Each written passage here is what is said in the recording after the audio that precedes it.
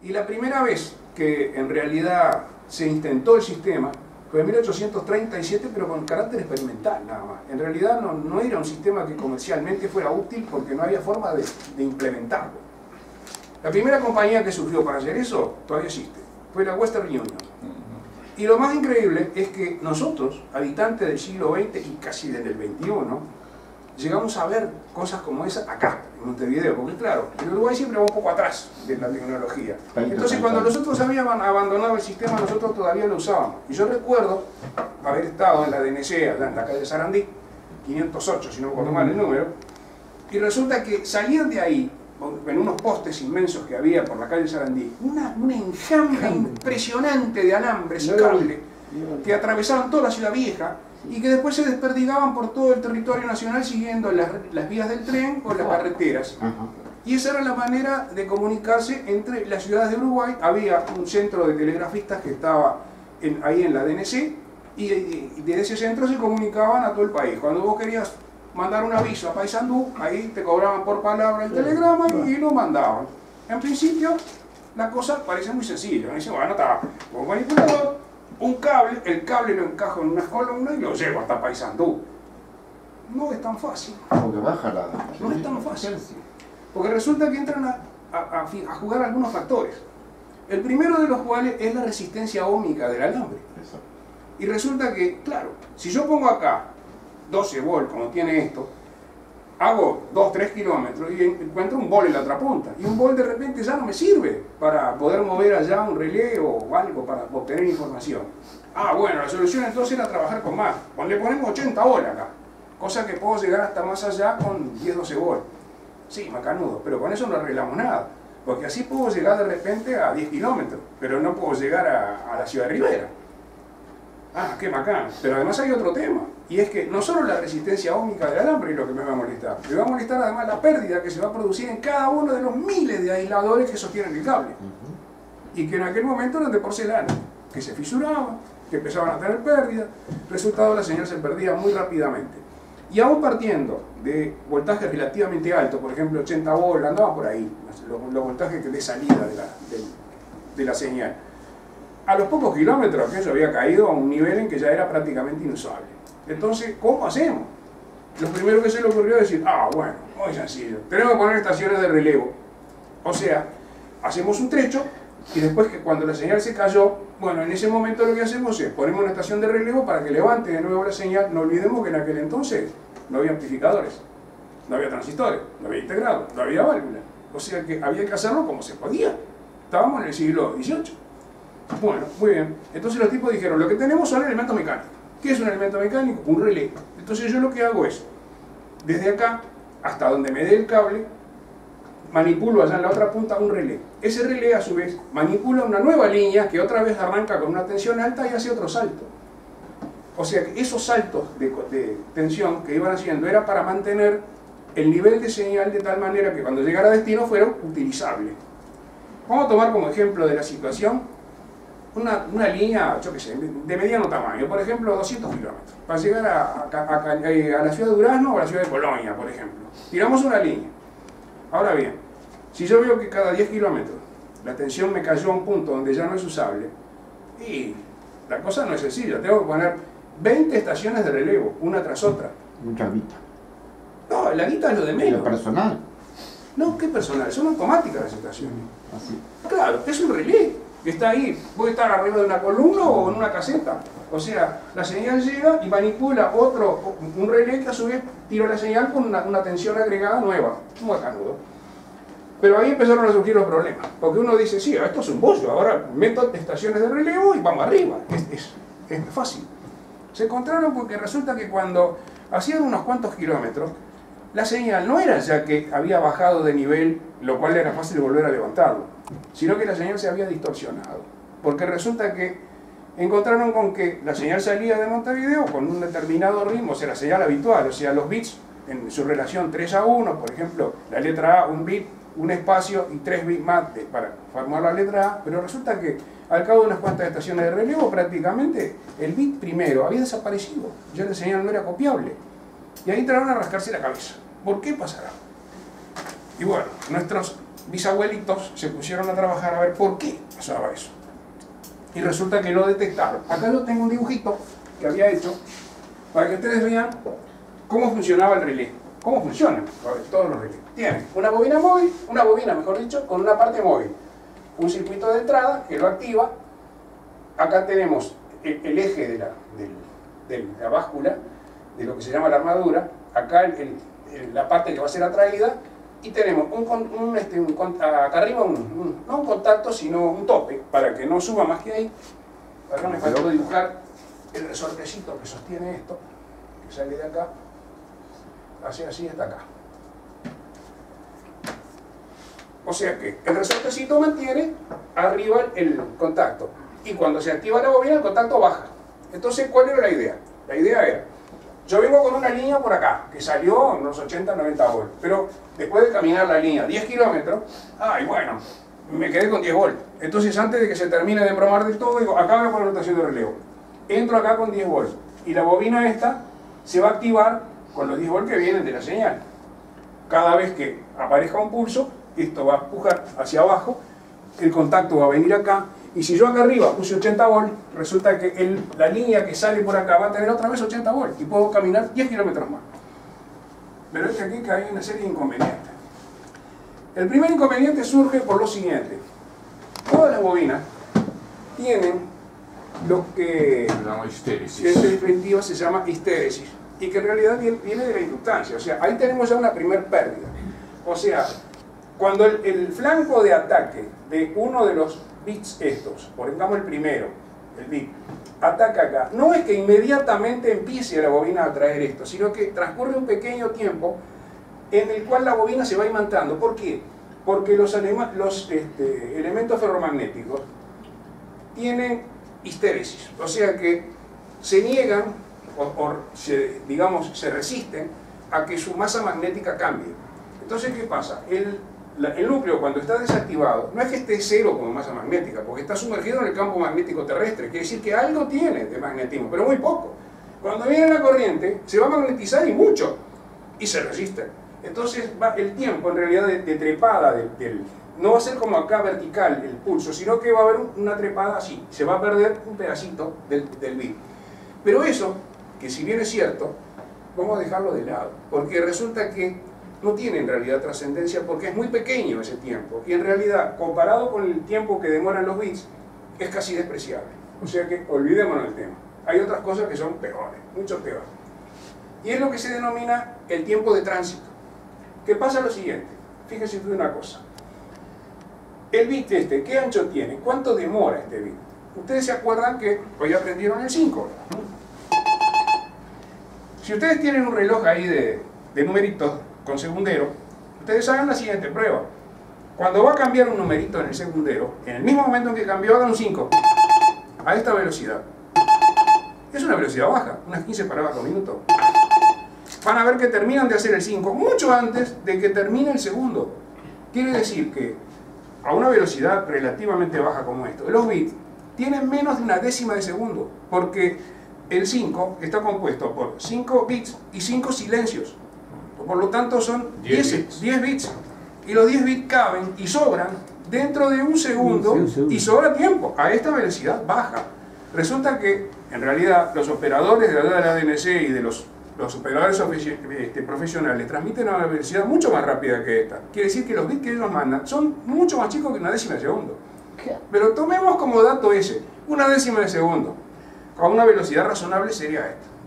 Una décima de segundo. Quiere decir que este bit acá arriba, el tiempo que tiene de permanencia es una décima de segundo. Ahora vamos a ver cómo funciona el relé. Resulta que aparece el bit, aparece la tensión acá, la bobina se imanta, atrae el contrapeso, el resorte es vencido, baja esto y este contacto que está acá llega acá. Pero hay un tiempo que demora, porque esto es un elemento mecánico. Y los elementos mecánicos tienen un tiempo de respuesta. O sea, el viaje que hace esto desde el contrapeso para tocar acá, que es lo que impulsa esto a tocar aquí, demora una cantidad que en principio uno dice, pero es muy pequeña. La estimaríamos, por ejemplo, en 5 milisegundos, que es un recorrido razonable para un relé de tamaño grande. 5 milisegundos, parece nada. En realidad hoy en día lo podemos medir bastante fácilmente con un osciloscopio. En aquel momento no sé cómo lo medían, pero el hecho de que sabían que existía eso. ¿Cómo hago? Porque resulta que el bit ya entró acá, ya se produjo, ya está en la bobina, y acá todavía no salió nada. Lo cual significa que, miren lo que pasa, a esto que está acá, que tiene una décima de segundo, yo tendría que sacar una rebanadita así, acá, que correspondería a los 5 milisegundos del tránsito del relé. ¿No es así? Y me dirán, bueno, pero 5 milisegundos es muy poco. Sí, es muy poco, pero piensen lo siguiente. Si yo voy a salir desde Montevideo para llegar a Colonia o a Durazno, son 200 kilómetros. Y si cada 10 kilómetros yo pongo una estación de relevo, tengo que poner 20. Y si pongo 20 estaciones, y cada una se come 5 milisegundos, Son 100 entre milisegundos. entre las 20 estaciones se comen 100 milisegundos. Y 100 milisegundos es una décima de segundo, por lo tanto se comió el bit entero. El bit no llega. Desapareció. O sea que la raya que está acá se achicó. Bueno, en vez de ser 3-1 quedó 2-1, lo cual ya hace que sea bastante ilegible. Pero el bit no está más. Ese es el tema. ¿Cómo solucionamos esto? Parece difícil, ¿no? Es una cuestión bastante peliaguda. Vamos a entendernos, con los elementos de aquel momento. Hoy en día lo podríamos arreglar fácil. Pero en aquel momento lo único que teníamos eran elementos mecánicos. Así que nuestros bisabuelitos se entraron a rascar la cabeza. Y decían, ¿cómo diablos solucionamos esto? No podemos hacerlo. Lo primero que no se le ocurriría, bueno, voy a hacer que los bits sean muy largos. O sea, voy a transmitir lentísimo, a 5 palabras por minuto, de tal manera que aunque le saquen rebanadas los relés, siempre quede algo. No me sirve. Porque resulta que eso comercialmente es inviable, porque el tipo podría transmitir 4 mensajes por día. Pero además otra cosa, salvaríamos la situación si lo que vamos a hacer es transmitir algo a Durazno. Pero ¿y si vamos a cruzar todo un país como cuando se instaló la línea entre Nueva York y California? ¿Con qué lo arreglamos? No lo arreglamos con nada. O sea, no tenemos suerte. Hay que buscar otra salida. Y bueno, yo les pregunto, ¿qué otra salida se les ocurre? A ver si nos ponemos a la altura de nuestros bisabuelitos y se nos ocurre algo. ¿Cómo lo solucionamos? Ahí es cuando se invierte en se modifica el mecanismo mecánico para que haya transmisiones negativas y positivas. Algo de eso no haya hay. pérdida. Pero la teoría no arrancó por ahí. La teoría arrancó por lo siguiente. Porque los tipos dijeron, para un poquito, ¿por qué perdemos el bit? Porque resulta que hay un retraso en la entrada del bit, porque el retraso se produce cuando esto está bajando y todavía no tocó acá. Pero si tengo el mismo retraso a la salida, no me preocupa, porque simplemente el bit se corrió, lo cual significa que en el tiempo está distanciado de lo que yo transmití, pero es exactamente igual el que mandé el bit. O sea que lo que tengo que lograr es retrasar también la salida, y no solamente la entrada. Ahora, ¿cómo hago para retrasar la salida? No puedo, porque acá en el relé, en la forma como está conectada la salida, no se retrasa. Por lo siguiente, supongan que el relé está cerrado, este contacto está acá, estamos durante el tiempo en que se está en la parte de arriba del bit, o sea, dentro del décimo de segundo que dura el bit. En ese momento el contacto está tocando acá. Cuando el bit termina, resulta que se corta la corriente y esto inmediatamente deja el contacto. Empieza su viaje de retorno hasta el tope de arriba. Pero en el momento que se separó una millonésima de milímetro del punto de apoyo, ya se cortó la señal. Quiere decir que ahí no hay retardo, porque el viaje que hace el contacto hasta allá arriba es cuando ya el contacto lo dejó. O sea que cuando ya la señal se interrumpió, eso es. Claro. O sea que no hay nada que... El problema es que cuando la señal entra, tiene que esperar a que el relé baje. Pero cuando la señal sale, no tiene que esperar nada, porque apenas se movió un pelito el contacto de acá. Después el resto del viaje lo sigue por su cuenta, pero ya la señal se interrumpió. Quiere decir que corta la entrada y no corta la salida. Por eso es que el relé va cortando la señal y va eliminando los bits. Ese es el problema. Y la solución que se les ocurrió a los tipos es decir, pará, tenemos que buscar la manera de que esto suceda una vez y otra vez, de tal manera que cuando lo perdemos de un lado, lo encontremos del otro. ¿Y cómo lo hacemos? Muy sencillo. Los tipos dijeron, así que en el viaje del relé entre uno y otro de los contactos es donde lo perdemos. Quiere decir que si yo lo perdí acá porque el contacto está arriba y lo pierdo al bajar, yo tengo que armar esto de tal manera que en la fase siguiente lo pierda al subir. Entonces, ¿Invirtieron resorte? ¿Qué hicieron los tipos? Hicieron esto. ¿El resorte? ¿Algo resorte? Armaron la primera estación de esta manera. Los tipos dijeron, está bien. Perdemos acá 5 milisegundos en el bit. Perfecto. La segunda estación de relevo, la que voy a poner, no lo voy a poner así, esto lo voy a sacar y lo voy a poner acá. Entonces fíjense ahora lo que pasa. ¿Qué tenemos ahora a la salida? O sea, acá, estábamos manipulando con esta señal. La señal salía por acá, amplificada, pero salía acá y era exactamente la misma que la otra. Pero ahora no va a ser así. Ahora resulta que la señal va a ser así. Acá arriba voy a tener la tensión positiva y acá voy a tener esto. Así y así. O sea, esto es CW negativo. O sea, en vez de partir de 0 y salir un voltaje cada bit, es al revés. Yo parto de un voltaje alto y lo hago caer con cada bit. Entonces, ¿qué sucede? Todo este mecanismo que acá vimos de la pérdida de los 5 milisegundos se produce al revés. O sea que ahora, cuando entra el bit acá, por ejemplo, en el flanco de entrada, esto ya está tocando acá. Y apenas se separó de acá una millonésima de milímetro, se cortó. Por lo tanto, no hay delay.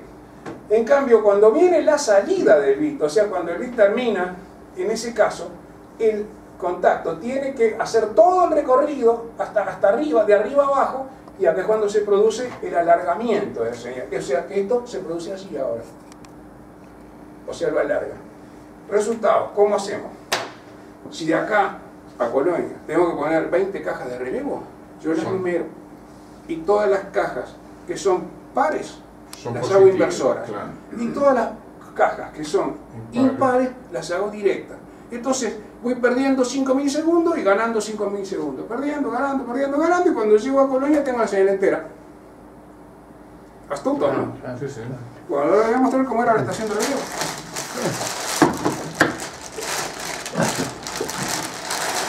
Acá está. Original. Original, sí. Sí. Eso debe ser de AFET, supongo. Brunel & Company. Marinusa. Ahí está. Y ahora acá vamos a hacer lo siguiente. Vamos a sacar esto. Vamos a poner esto.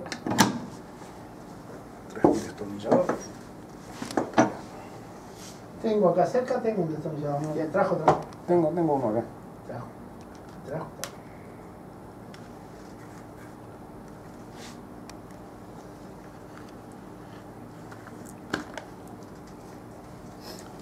Así que cuando pensemos en nuestros bisabuelitos, Qué bueno. pensemos con respeto con ellos, porque tuvieron que resolver problemas muy peludos y los resolvieron. Y lo resolvieron con lo que tenían a mano, que era muy poco. A ver si este sirve, Antonio. ¿Ya está? Antonio.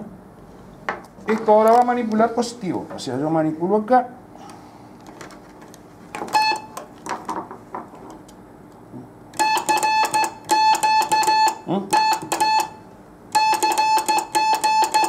Aquí entraba la línea, que había partido de la estación anterior con unos 80-90 volt y llegaba acá con 10-12 volt, que es lo que está recibiendo ahora esto. Y acá salía la nueva tensión de 80-90 volt hasta la próxima estación. ¿Qué pasa? La próxima estación no manipulaba como esta, manipulaba al revés, para anular el tiempo de pérdida que tenía el contacto del relé. Ahora eso quedó andando. Sí.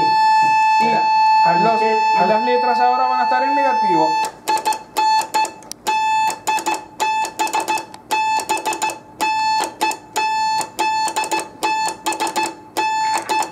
Es incopiable.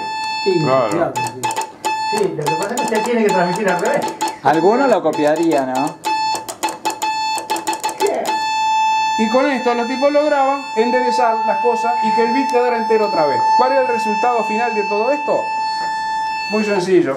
Resulta que aquí, que si tenemos 20 estaciones de recorrido y en cada una de ellas perdíamos, mejor dicho, desplazábamos la señal una cantidad de 5 milisegundos, la estamos desplazando en total 100 milisegundos, o sea, un décimo de segundo. Y eso significa que el tipo que estaba en Montevideo transmitía esta señal y el tipo que la recibía a 200 kilómetros de distancia lo que recibía era esto.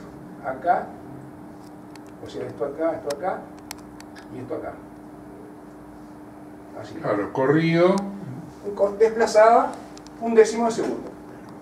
Con algo de delay, por decirlo de una manera. Exactamente. Era como si la línea, digamos, en vez de andar a la velocidad de la luz, anduviera más lenta y se produjera un delay de una décima de segundo al recorrer los 200 kilómetros. Pero no había errores. Sin errores. Entraba exactamente igual el pulso como había salido. Y el otro de la otra punta, por supuesto, ni se daba cuenta, porque una décima de segundo, ¿qué vas a ver?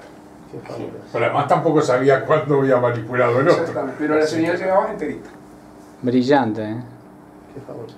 Nuestros abuelitos eran